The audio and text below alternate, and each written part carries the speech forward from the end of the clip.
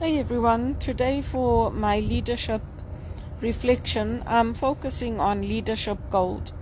And leadership gold is all about how it's easy to try to change others, but it's harder to fix yourself.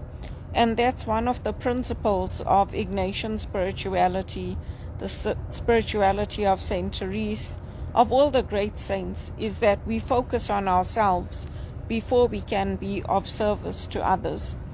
And if you look at the scriptures today, they're focusing on how God loves a cheerful giver, and how when we depend on God, those seeds that we plant, people might think they dead and buried, but they actually lead to growth, and they lead to new life. So for my season where I've been at home, I've been unemployed, I haven't had a good income coming in, I've still been a cheerful giver. I've still given others. I've equipped others through these talks. I've helped others through posting reflections or videos that show how it's not just people who are uneducated who are using food banks.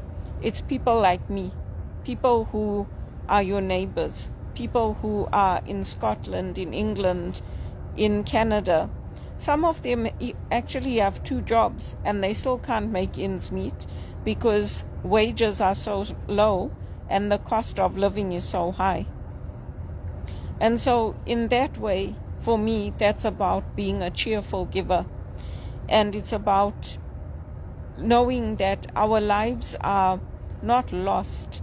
When the gospel says that those who lose their lives for my sake will save them, it's really showing us how Jesus equips us, how he strengthens us, and how knowing that God is with us and God is on our side helps us to move forward with strength, with confidence in our faith, with knowing that our choices are not shaped by some willy-nilly system.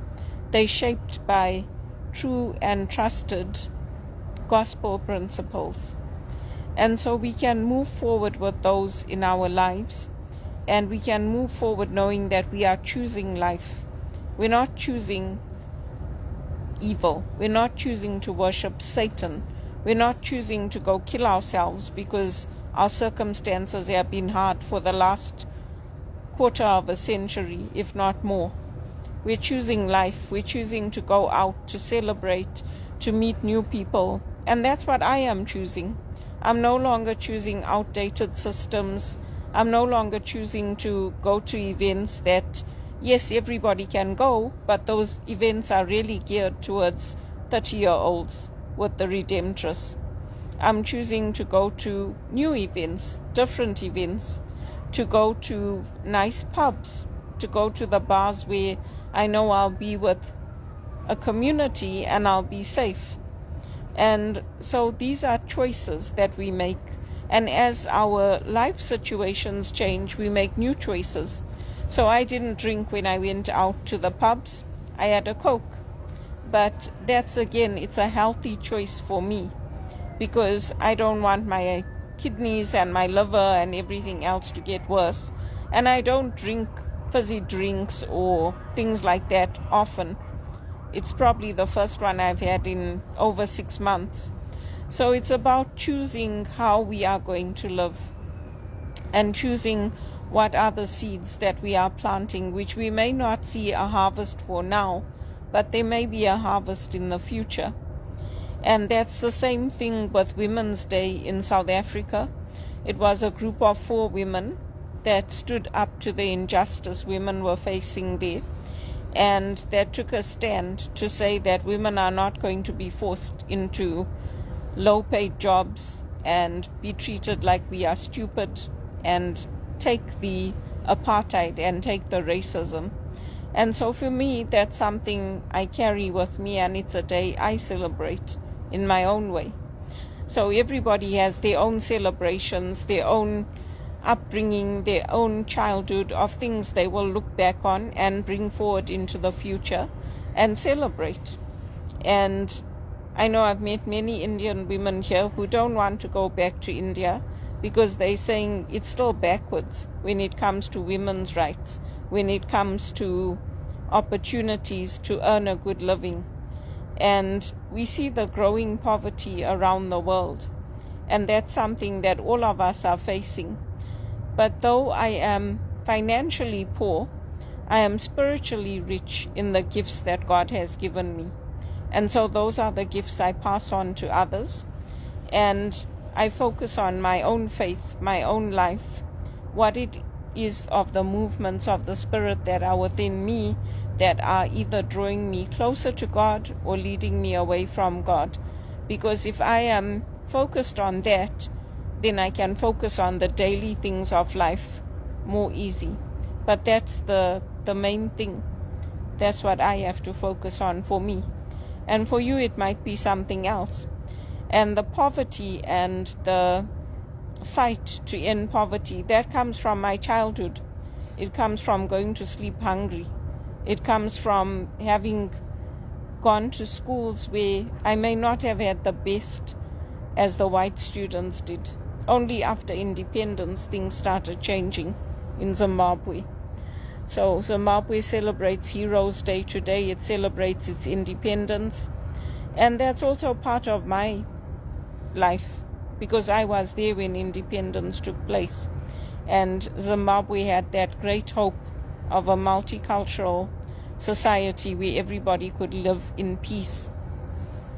So those are just some of the ways that you can apply looking at leadership gold in your life, looking at where it is that you have strengths, where it is that you're growing, and maybe you've outgrown systems.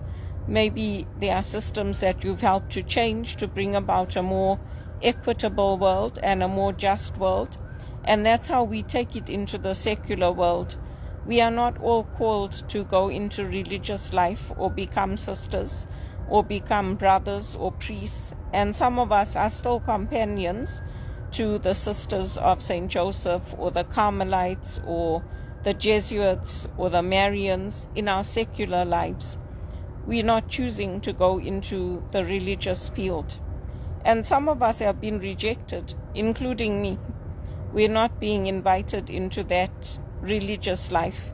And in the end, we may find that that's for the best, because there are things that we can do and we can strive for that we wouldn't in the religious life. Because I'm not choosing a life of poverty. I'm not choosing a life of dependency on handouts. I'm choosing a life where I can go out and work and earn a living and buy a home and make my own choices, which are not done in the community of living in a religious order. So everybody's path is different, and everyone has to make their own choices, those choices for themselves. That's what I think about reflecting on the scriptures for today. And sometimes I do get emails. I get emails from people in France, people in Europe, to thank me for my videos. I don't reply to them, but they thank me for sharing videos like the one I put yesterday.